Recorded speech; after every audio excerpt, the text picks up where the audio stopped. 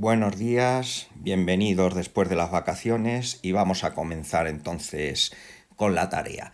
Vamos a ver, mi objetivo es que entendáis todas las nomenclaturas de los ozoácidos, que son los compuestos ternarios, y son un tanto complicados, por eso tenemos que ir poquito a poco.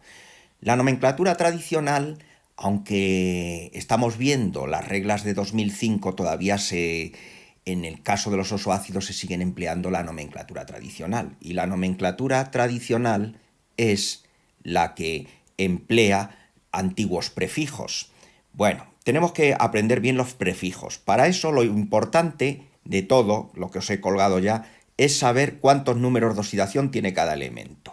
Por ejemplo, nosotros sabemos que los alcalinos solamente tienen un número de oxidación, el +1 en el caso de los alcalinos, y en el caso de los alcalinos térreos tenían +2.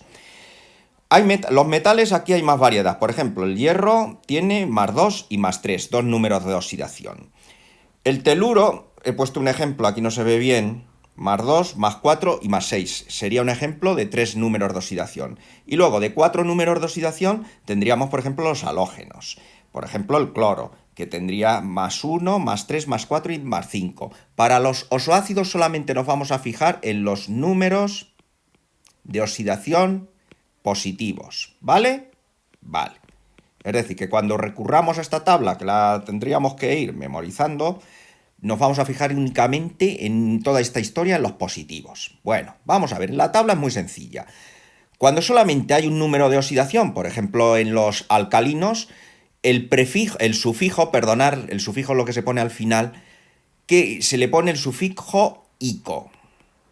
Ahora veremos ejemplos. Cuando haya dos números de oxidación, por ejemplo en el caso del hierro que he señalado, el más pequeño le correspondería el sufijo, oso, es decir, al +2 le correspondería el oso y al más grande le correspondería el sufijo ico. Es decir, en el caso del hierro, como tenemos 2 y 3, +2 y +3, a este le correspondería oso y a este le correspondería ico. ¿Vale? Bien, perdonad que lo borro y así tenemos el efecto pizarra. Muy bien, ¿qué ocurre cuando hay tres números de oxidación? Aquí hay que combinar prefijo con sufijo. Por ejemplo, al menor se le llama hipooso. Por ejemplo, el ejemplo que tenemos aquí es el teluro. El teluro tiene +2, +4 y +6. Pues mirar, pues ¿cómo sería? Sería al más pequeño hipo y ahora la raíz telu y se le añade ahora el sufijo teluroso. Esto es cuestión de ir entrenando el oído. A ver, el siguiente le correspondería lo de siempre, es decir, al menor oso, este sería el más pequeño y sería entonces teluroso. Y al mayor de los números de oxidación le correspondería la terminación ico, y entonces sería telúrico. ¿Vale? Ahora lo vemos en los ejemplos. Y cuando haya 4, pues mira, aquí la combinación es también. Es lo mismo al más pequeño. Sería, por ejemplo, en el caso del cloro, que tiene +1, +3, +5 y +7, esto lo veo aquí, me fijo en los positivos. El más pequeño le corresponde la combinación hipo-oso, y entonces sería hipocloroso. Al siguiente más pequeño, que sería el 3, le corresponde la terminación simplemente oso, y sería cloroso. Luego, al que viene a continuación, el intermedio mayor que se le dice aquí le corresponde la terminación ico, clórico, no os olvidéis de la tilde. Y al más grande de todos, la combinación per-ico, y entonces sería perclórico. ¿Vale? Bien, eso sería básicamente lo que hay que ver. Esto se aprende haciendo ejemplos, así que aquí os he puesto unos cuantos. Por ejemplo, el sodio. El sodio vemos que solamente tiene un número de oxidación, entonces no le corresponde más que el sufijo ico. ¿Y cómo sería? Sódico. Se ha señalado en rojo cuál sería la raíz del elemento y en negro sería el sufijo. Es decir, como solamente tiene un número de oxidación Y es el sodio, pues sódico, simplemente. El calcio. El calcio, aunque el número de oxidación es más 2, sigue siendo un número de oxidación. Y entonces también le corresponde la terminación ico. Y sería cálcico. Es decir, se coge la raíz y sería el cloruro cálcico, por ejemplo. Ya está. El hierro, que ya lo hemos visto. El hierro tiene dos números de oxidación, más 2 y más 3. El más pequeño le corresponde la terminación oso y sería ferroso. Y al más grande la terminación ico y sería férrico. ¿De acuerdo? Bien. El fósforo. El fósforo vemos que también tiene dos números de oxidación positivo, el 3 y el 5. Lo mismo.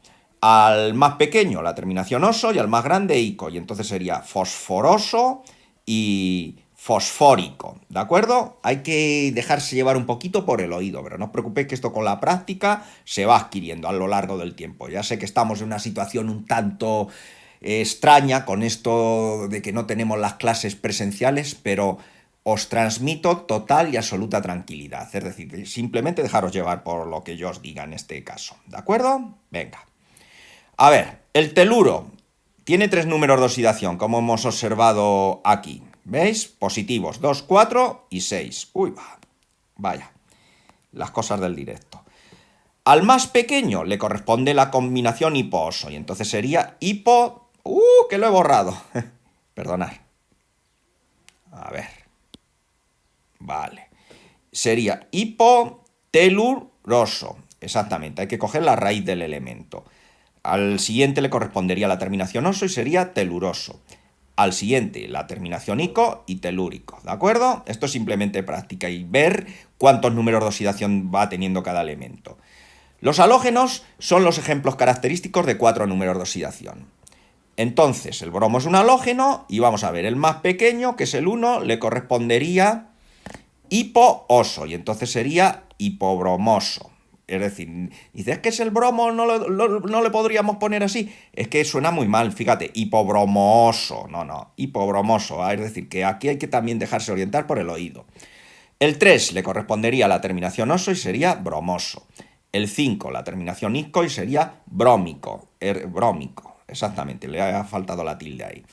Y el 7, que es el más grandote, la combinación per-ico y sería perbrómico, igual que perclórico, etcétera, etcétera.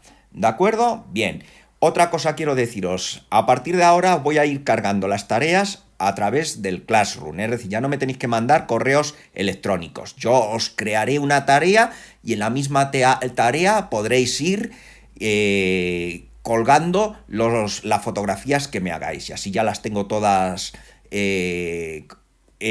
combinadas, es decir, las tengo todas reunidas y sé lo que ha hecho cada uno y os pondré una fecha para que la podáis hacer. Es decir, no tenéis necesidad de entregármelo de 8:30 a 2:30. Podéis entregarlo cuando lo estiméis conveniente, porque ya si se hace a través del Classroom, pues ya es como si dijésemos vuestro espacio independiente. Yo simplemente al día siguiente me meto, veo si eso está colgado y listo. ¿De acuerdo? Bueno, pues nos seguimos viendo. Que paséis buen día.